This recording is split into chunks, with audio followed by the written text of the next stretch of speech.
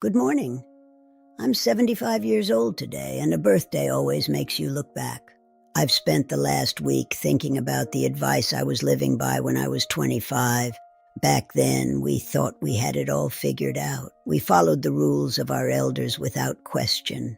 But 50 years later, I've realized that some of that advice wasn't wisdom at all. It was a trap that we set for ourselves, thinking we were doing the right thing for our future selves. We were told how to eat, how to feel, and how to work. We thought we were building a future.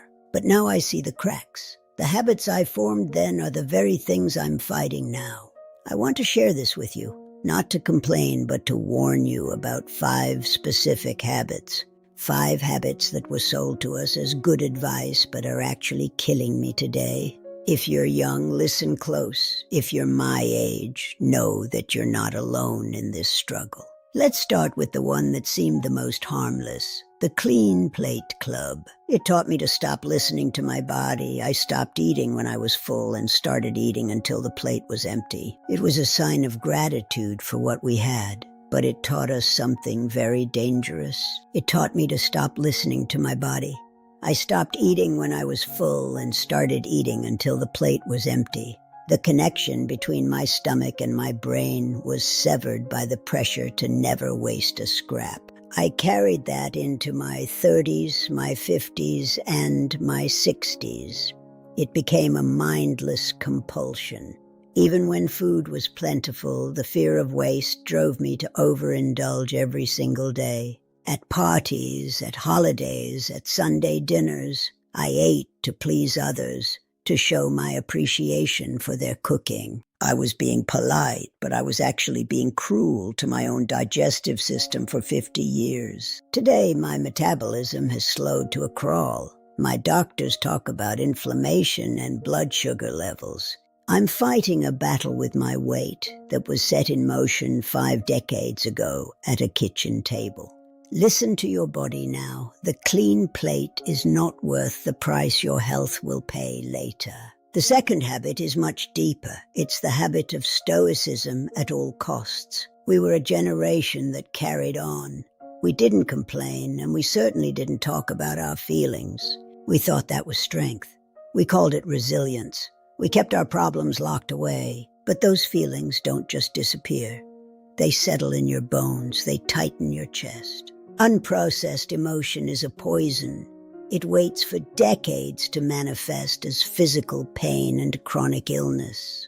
I held in grief for years. I held in anger. I held in the stress of being everything to everyone. For 50 years, I thought I was being strong, but my heart is tired of holding all those secrets. I was a fortress that no one could enter, not even myself, and the isolation has been devastating. The physical toll of chronic stress is real. My blood pressure isn't just about salt. It's about the words I never said. It's the weight of the world that I never let anyone else help me carry. And it's heavy at 75. Speak your truth while you have the breath. Don't let your silence become your sickness. Next is working through the pain. We believed that productivity was the only measure of worth. If your back ached, you kept moving. If you were exhausted, you drank more coffee. We glorified the grind long before there was a name for it. We thought rest was for the weak. I ignored every signal my body sent me, every sharp pain, every dull ache. I just pushed through. I thought my body was a tool to be used, not a partner to be cared for. I was so wrong. I was proud of never missing a day. I was proud of being the one who could always handle it. That pride was a hollow victory. It traded my long-term mobility for short-term validation. But your body keeps the score. And now at 75, it's calling in all those debts. The knees I overtaxed, the back I strained. They remember every time I refused to stop. I'm living in a body that feels like a map of all the times I didn't care for it. It's a painful geography. Stop when it hurts. Rest is not a luxury. It's a biological necessity you can't skip. Listen to the whispers of exhaustion before they become the screams of injury. You owe it to your future self. The fourth habit is Avoiding the sun, we were told to stay inside, to preserve ourselves. We thought the outside world was too harsh. We became creatures of the artificial light. We stayed in the shade, we stayed in the house, we stayed away from the very thing that sustains us. I spent decades indoors. I thought I was being safe, but I was becoming disconnected and sedentary. The four walls of my home became a comfortable prison. I forgot how to move with the world. I missed the changing seasons, the feel of the wind, the simple joy of being part of the living earth. I was so busy preserving my life that I actually stopped living it in the most fundamental way. And my body suffered. My bones grew weak from the lack of vitamin D and the lack of challenge. I thought I was protecting myself, but I was actually weakening my foundation. I was fading away in the quiet. Now, a simple walk is a major effort. The safety I chose has made me more vulnerable today. Go outside, feel the sun, move while your body is still eager to do so. Don't wait until it's a chore.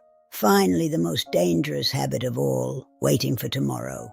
We were taught to save everything. We were masters of delayed gratification, but we delayed so long that the gratification disappeared. The good china, the expensive perfume, the long-awaited trip, they were always for a special occasion. We spent 50 years preparing for a life that was always just around the corner. We were savers. I told myself I'd travel when the kids were grown. I'd relax when the mortgage was paid. I'd start living when I retired. But tomorrow is a moving target.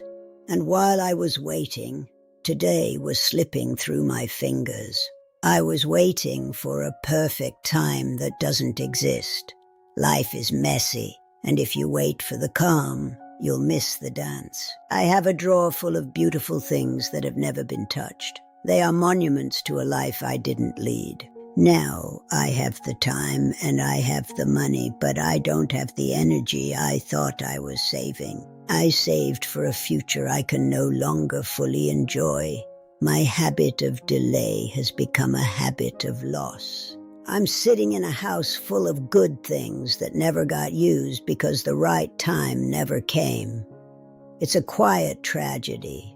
Use the good china today. Wear the perfume. Do the thing you've been putting off. Tomorrow isn't guaranteed. So there they are, 5 habits that I thought were virtuous, but were actually stealing my life. The clean plate, the stoicism, the overwork, the isolation, and the delay. They are all killers in their own way. I'm telling you this because I want you to have a different 75th birthday than I'm having.